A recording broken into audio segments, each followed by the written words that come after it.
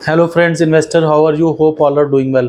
आज की हम इस वीडियो में डिस्कस करेंगे कि कैसा मार्केट का सिनेरियो लग रहा है, कैसा अपना इंडिया का ग्रोथ स्टोरी लग रहा है, कैसा डेवलपमेंट रहने वाला है, क्या सब सिनेरियो रह रहे हैं जिससे कि काफ़ी एग्रेसिव एक टारगेट्स आ रहे हैं रिगार्डिंग इंडेक्स। सेंसेक्स निफ्टी के काफ़ी एग्रेसिव टारगेट आ रहे हैं well well defined, well reputed fund managers and well reputed FIIs के through, and local local analyst भी काफ़ी बुलिश हैं इंडिया ग्रोथ स्टोरी पे। तो वो सब डाटा ड्रिवन है, डाटाज हैं to back up that confidence in India growth story की कैसे we are still growing at the fastest pace as compare to whole world.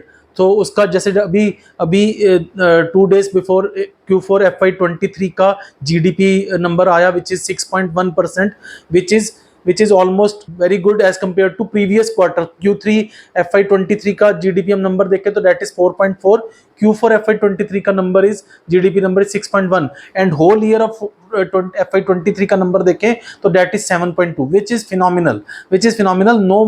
No other country is growing at this pace, at this very big size, at this pace, no other country is growing। तो ये आप data आप देख रहे हैं कि India is growing at the fastest pace, और ये कोई 1-2 साल का ग्रोथ स्टोरी नहीं है। This is for next 10-20 years. 10-20 years means 1 या 2 डिकेड्स ये अपना ग्रोथ स्टोरी कम से कम चलना चाहिए, उसके बाद भी हम वहां से भी और स्ट्रेंथ गेन कर सकते हैं। तो जैसे अभी आपने रिसेंटली सुना होगा कि जेफरीज के एनालिस्ट हैं Chris Woods, he said that it's a matter of time when Sensex can touch 1 lakh। तो एग्जैक्ट टाइम तो उन्होंने नहीं बताया, बट दैट इज लाइक कि in next 3 to 4 year we can achieve a target of 1 lakh on a Sensex.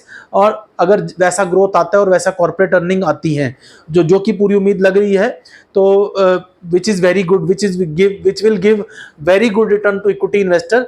तो हम इस video में आपको यही सजेस्ट कर रहे हैं कि आप इंडिया ग्रोथ स्टोरी पे बिलीव करिए, और डाटा मैं आपके साथ भी शेयर करता हूं। आप इंडिया ग्रोथ स्टोरी पे बिलीव करिए, अच्छे इक्विटी म्यूचुअल फंड में हमारे थ्रू पैसा लगाइए, और अपने सब सपने आप पूरे कर सकते हैं, इन्फ्लेशन को बीट कर सकते हैं। This is the only way to achieve all your goals in long term. Equity is the way to go. तो जैसे मैं जब भी बात कर रहा था कि जेफरीज के क्रिस वुड का ये प्रेडिक्शन है, इसके अलावा लोकल कुछ फंड मैनेजर्स हैं, लोकल कुछ ब्रोकरेज हाउसेस हैं जिन्होंने कहा है कि by 2030 Nifty can touch target of 50,000। तो अभी जैसे आपको पता है कि Nifty is trading at around 18,500, we are in the mid of 2023। तो अगले 6-7 साल में Nifty can move up to 50,000। तो देखिए सर, ये एक assumption होता है, it can even perform, it can achieve that target before time, और मे बी 1-2 साल बाद भी वो टारगेट आ सकता है। बट एक जो assumption होता है कि उतना ग्रोथ अपना आने का उम्मीद है, तो ही वो इतना एग्रेसिव टारगेट देते हैं। 18,000 से हम अगर 50,000 निफ्टी की बात करें, it's around 3 times, little bit less than 3 times, तो which is very big target in next 7 years। तो अगर 3 से 4 साल में सेंसेक्स 1 लाख हो सकता है, अभी 62,500 के आसपास है, तो यहाँ से 60% का ग्रोथ दिखाना पड़ेगा सेंसेक्स को to reach at 1 lakh level. तो अगले ये अगर 3 से 4 साल में होता है, तो अगले 7-8 साल में it can even double. May be अगर 50,000 निफ्टी होगा तो आप उसका 2.5 to 3 times लगाइए, तो 1.5 लाख के आसपास सेंसेक्स जा सकता है, जो कि बैक्ड बाय अर्निंग्स है। Corporate earning is very good, GST collection is very good, और सबसे बड़ी बात सर कि जैसे जैसे हमारी इकोनॉमी डिजिटाइजेशन की तरफ बढ़ रही है, जो कि इस गवर्नमेंट ने रिफॉर्म करे हैं लास्ट 9-10 सालों में, जिसका एक रिपोर्ट निकाला है मॉर्गन स्टैनली ने। Morgan Stanley said that last 1 decade was a game changer for Indian economy. तो इसमें कुछ पॉइंट्स उन्होंने रिफ्लेक्ट करे हैं जिसकी वजह से ये चेंजेस आए हैं। सबसे पहले तो कॉर्पोरेट टैक्स जो कम हुआ था, कॉर्पोरेट टैक्स कम होने से क्या हुआ है कि कंपनीज को कैपेक्स करने का, कंपनीज का जब टैक्स लेवल कम होता है, तो वो अपना पैसा, अपनी जो प्रॉफिटेबिलिटी है वो अपनी ग्रोथ में लगा सकती हैं, उससे ज्यादा से ज्यादा जॉब्स क्रिएट होती हैं, ज्यादा से ज्यादा वो अपने प्लांट्स लगा सकते हैं, या सर्विस में है तो ब्रांचेस खोल सकते हैं, ज्यादा इंप्लॉइज को जॉब दे सकती हैं। टैक्स जब बर्डन कम होता है कंपनीज पे, तो वो ज्यादा ग्रोथ कर सकती हैं। और टैक्स बर्डन होने से ऐसा नहीं कि गवर्नमेंट की कोई टैक्स कलेक्शन कम हो गई है, गवर्नमेंट की टैक्स कलेक्शन जब से टैक्स रिड्यूस किया है तब से बढ़ी है। और दूसरा बात यह है कि जैसे जन धन योजना आपने सुना होगा कि आई थी, जैसे गवर्नमेंट आई थी, they have open n number of account, around 30-40 crores account were opened at that point of time। तो उनमें उस टाइम पर तो शायद उतना बैलेंस भी नहीं रहता था, बट आज वो छोटे वेंडर्स हैं, छोटा रिक्शा पुलर्स हैं, या सब्जी वाले हैं, या टी सेलर्स हैं, they are all using UPI payment mode. तो उससे क्या है, वो बैंक से लिंक्ड हो गए हैं, तो अब बैंक ऑल्सो नोज कि वो कितना एक पर्टिकुलर वेंडर या पर्टिकुलर जो स्मॉल स्केल बिजनेसमैन है वो कितना कितना ट्रांजैक्शन दिन में कर सकता है, कितना उसका सेल रह सकता है, तो they can offer them a loan, जिससे कि वो अपने आप को एक्सपैंड कर सकते हैं, अपनी लिवलिंगहुड अच्छी कर सकते हैं, अपना अपना बिजनेस का जो प्रेमिसेस है उसको थोड़ा सा वो मॉडर्नाइज करके और आगे वो अपना ग्रोथ कर सकते हैं। तो उस हिसाब से मॉर्गन स्टैनली का प्रिडिक्शन है कि जो अभी हमारा per capita income is around $2200, तो $2200 से नेक्स्ट 10 ईयर्स में it can go up to $5200, which is phenomenal.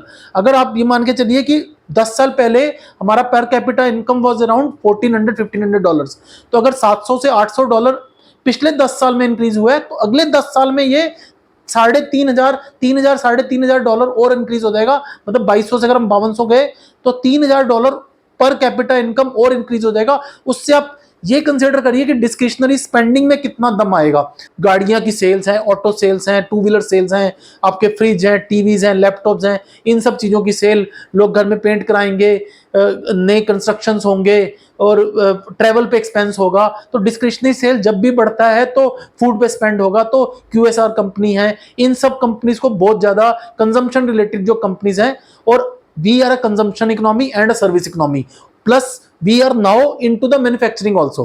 तो मेक इन इंडिया पे काफी काम हो रहा है, आत्मनिर्भर भारत पे बहुत काम हो रहा है। तो ये सब इफेक्ट जब हम जोड़ेंगे तो आने वाले टाइम में ग्रोथ विल बी फिनोमिनल। जैसे मैंने आपको बताया कि एशिया में क्या वर्ल्ड में हमारे पेस पे कोई भी ग्रो नहीं कर रहा।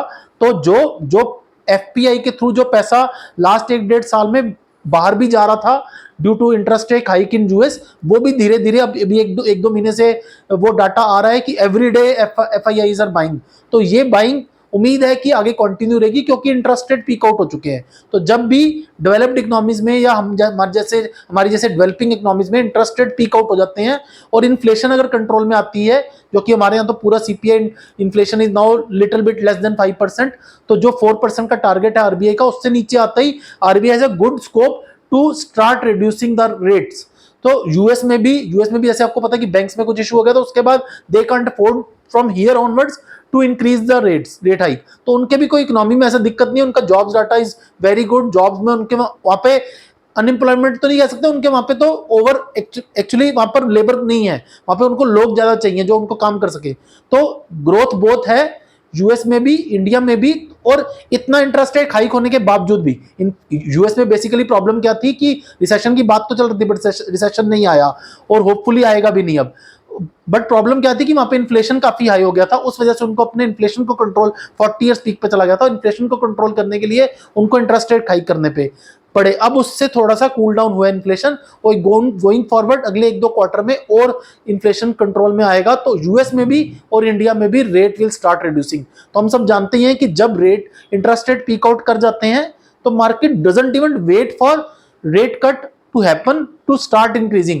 मार्केट ने अभी दिखा दिया है कि मार्केट को वो बात पता चल चुकी है कि अगले 1-2 क्वार्टर में रेट कट होना शुरू हो जाएंगे, तो मार्केट इज स्टार्ट परफॉर्मिंग। पिछले 1-2 महीने में मार्केट अपने प्रीवियस हाई के पास पहुंचने की कोशिश कर रहा है। तो वो शायद वो एग्जैक्ट प्रेडिक्ट करना मुश्किल है, वो अगले 1-2 महीने में शायद नया हाई भी बन जाएगा, और उसके बाद going forward when rate cycle will reduce we can gain on the momentum.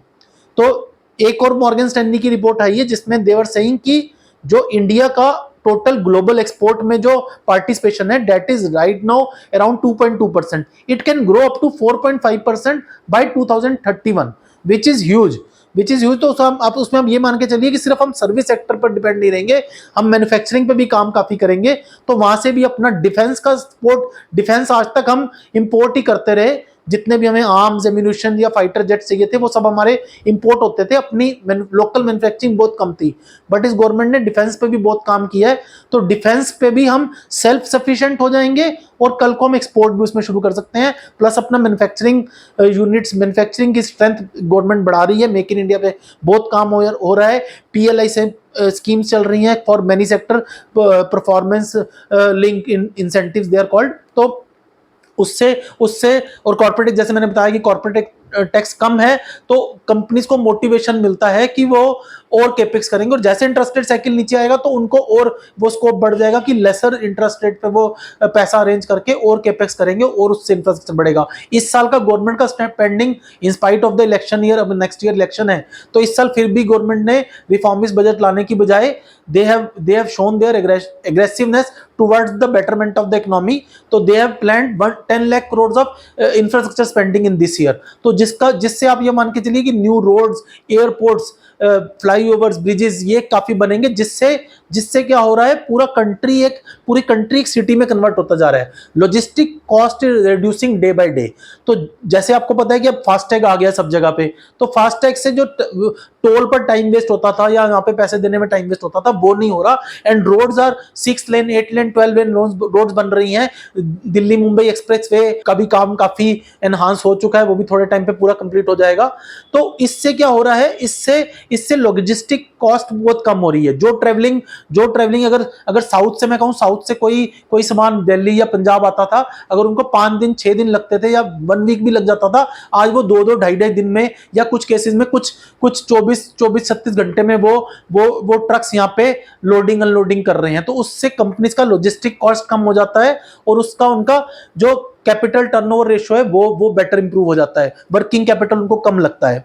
तो इन सब फैक्टर्स से corporate earning will keep on moving up. तो we are very positive on Indian growth story. तो आने वाले टाइम में आप ये मान के चलिए कि 12-15% का अर्निंग मेन स्ट्रीम इंडेक्स जो आपके निफ्टी एंड सेंसेक्स है वो दे सकते हैं। तो उतना ही रिटर्न अगर नॉर्मल आप मान के चलेंगे तो आएगा। और कुछ फंड मैनेजर जो ज्यादा मेहनत करके आपको रिसर्च करके अच्छे स्टॉक्स में पैसा लगाएंगे तो उसमें और बेटर आ जाएगा। डायरेक्ट स्टॉक की इन्वेस्टिंग को हम ज्यादा प्रमोट नहीं करते।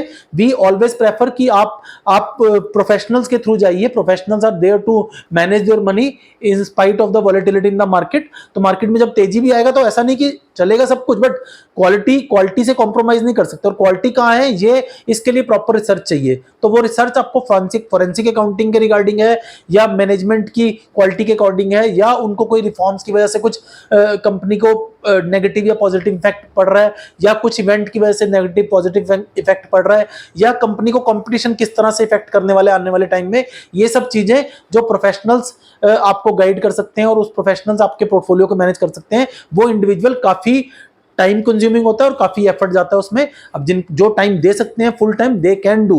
I am not demotivating them, but they can do. But जिनके पास अपने जॉब में, बिजनेस में रह के उतना टाइम नहीं बचता, तो वो अपना hard and money mutual funds के थ्रू लगाइए। मेरा नंबर स्क्रीन पे फ्लैश हो रहा है, आप आज ही कॉल करिए और अच्छे म्यूचुअल फंड्स के लिए रिगार्डिंग गाइडेंस लेके लमसम एंड एसआईपी के थ्रू लॉन्ग टर्म इन्वेस्टमेंट करिए। My number is flashing on the screen. My name is Jaspreet Singh Satwal. Kindly call me today to build your portfolio to achieve your goals in long term.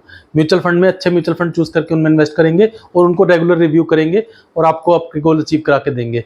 तो kindly like my channel, subscribe my channel and don't forget to press the bell icon. Happy investing. Thank you.